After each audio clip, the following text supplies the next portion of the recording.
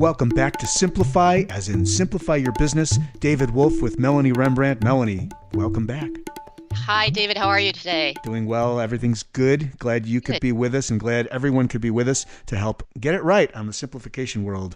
Great. Well, hopefully people will get a lot of good, simple tips they can use right away without being overwhelmed. And without being distracted. Oh, which reminds me, by the way, this podcast, we're going to cover some tips about, you know, that thing where you just kind of go off the rails and you feel like you're distracted from, you know, maybe you work at home and or maybe you work at work, but there's just your mind, flight of mind, some call it, right, Melanie? Right. Exactly. Right. Wait, what?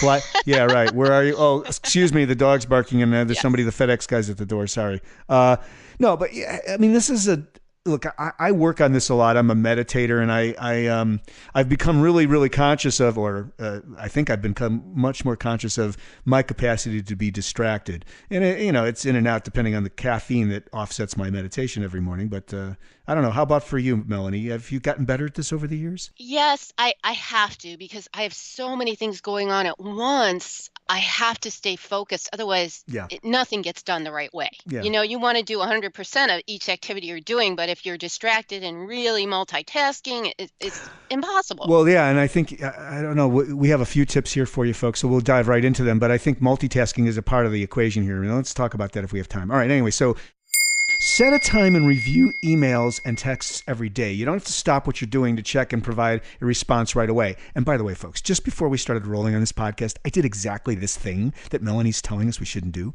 which is a text came in literally while we were recording, and I was like, I went crazy and I couldn't think. So, Melanie, I'll toss it to you on this one. You're my, it happens to all of us. You're the Jiminy Cricket of distraction. You are really known for your focus. So go ahead, please.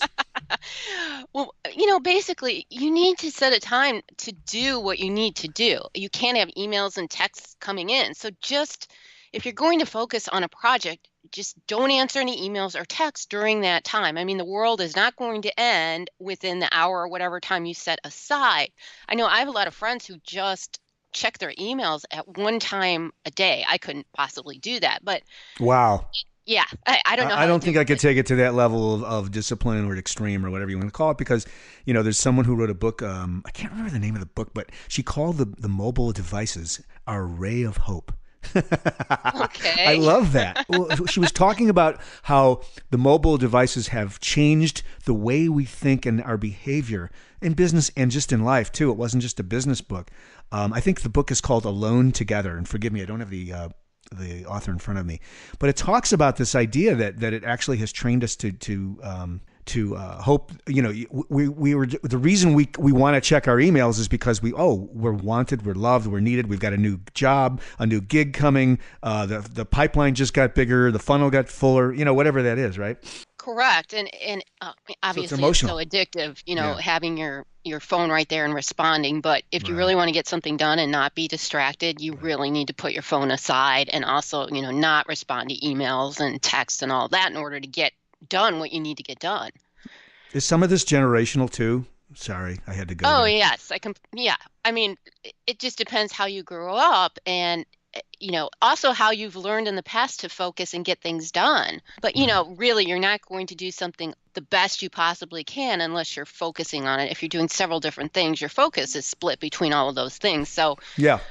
And I just think it's a good idea to set a time to focus on the activity you're doing and then, answer your emails and texts. And it's been said that multitasking, even though it seems like you're busier and more productive, is actually counterproductive in most cases. Exactly. I have read that as well. I don't know where I can't credit the source other than somewhere in my memory somewhere. So there it is. I think there's a lot of sources, so you're okay there. All right, good.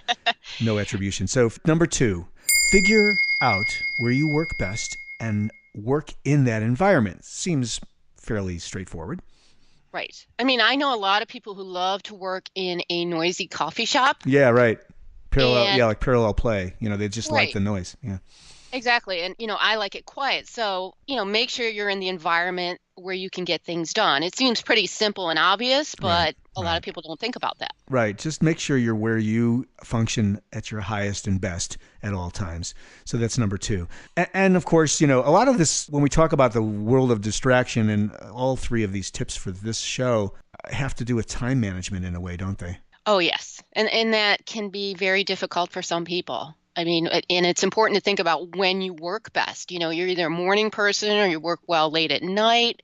You have to take those factors into consideration to get the most work done in the best way possible. Hmm. And let others know when you are working. So this is part of this time thing. Place a note on your home office door. Let family members know when they can and can't disturb you. And it's a lot of this is about setting boundaries and guidelines, right? Right. I mean, let's say you work at home and you don't want one of your children knocking on your door when you're in the middle of a webinar, and they might not know. So you need to let the people around you, if you work in an office, you need to put a little note on your door if you're recording or doing an interview, what have you. Yeah. Let others know what kind of environment you need and when they need to leave you alone so you can get things done. Right. So like many things, I mean, particularly if you work at home or even just in an environment where there's a communal environment where you've got multiple people around you, even if it's like open cubicles or whatever, you've got to communicate clearly and gently and respectfully what your needs are, and make them clear. And you can do it professionally, and you can do it, without pissing anybody off. I think it's very possible. Some of us are afraid to set those kinds of limits. Exactly. I mean, it can be intimidating if you maybe feel uncomfortable with some of your coworkers and that, but I mean, it has to be done. Otherwise, you're going to be distracted. Mm. Let's do a quick recap for this episode of Simplify. Yes. So to avoid distraction, set a time when you're really going to look at your emails and texts, what have you, and really focus on the project you're doing and then get to your emails later. Mm-hmm. You also want to figure out where you work best and when, and make sure you have the best environment possible to get the work done. And 3, let others know when you're working and when you need quiet time or whatever issues you need to have to make your work become a reality and to get things finished. All to make your business more productive, your life more satisfying, and to simplify. Thanks for listening to Simplify Your Business. Melanie Rembrandt, I'm David Wolf. Melanie can be reached at rembrandtwrites.com. I'm at podcastandradio.com. We'll see you next time. Thanks, everyone.